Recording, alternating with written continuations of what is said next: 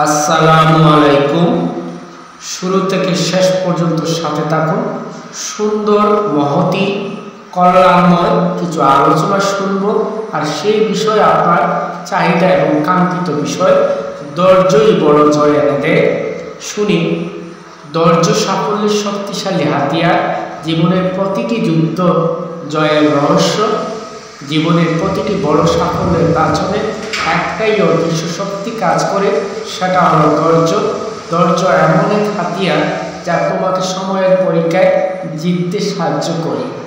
কখনো কখনো আমাদের প্রচেষ্টা তৎক্ষণাৎ ফল দেয় না। হতাশা এসে মনে প্রশ্ন তুলে, আর কতদিন, আর কত চেষ্টা।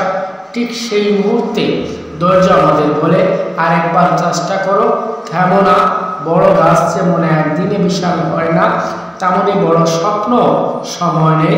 ধৈর্য আমাদের শেখায় বিশ্বাস রাখতে নিজের উপর, নিজের পরিশ্রমের উপর আর সময়ের উপর। যারা ধৈর্য ধরে এগিয়ে যায় তাদের জন্য সাফল্য অবশ্যম্ভাবী হয়ে দাঁড়ায়।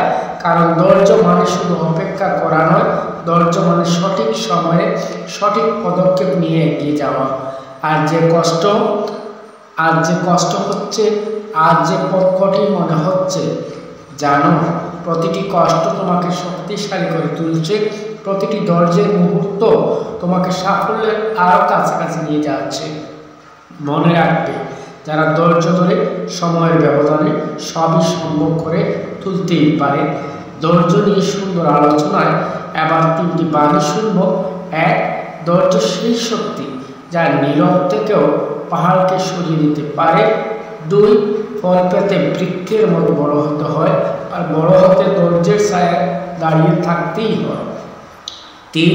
তরায় পাওয়া যায় ক্ষণস্থায়ী সুখ, ধৈর্যে পাওয়া যায় চিরস্থায়ী অর্জন। তাহলে শুনলাম সংক্ষিপ্ত আলোচনা। আজকের আলোচনা ছিল ধৈর্যই বড় জয় দেয়। ভিডিওটি ভালো লাগলে সাবস্ক্রাইব করে সাথে থাকুন। প্রতিনিয়ত নতুন নতুন গল্প, প্রেরণামূলক কিছু বাণী, এইসব মহতি বিষয় থাকবে। সাথে থাকবে। ভালো লাগলে লাইক করুন।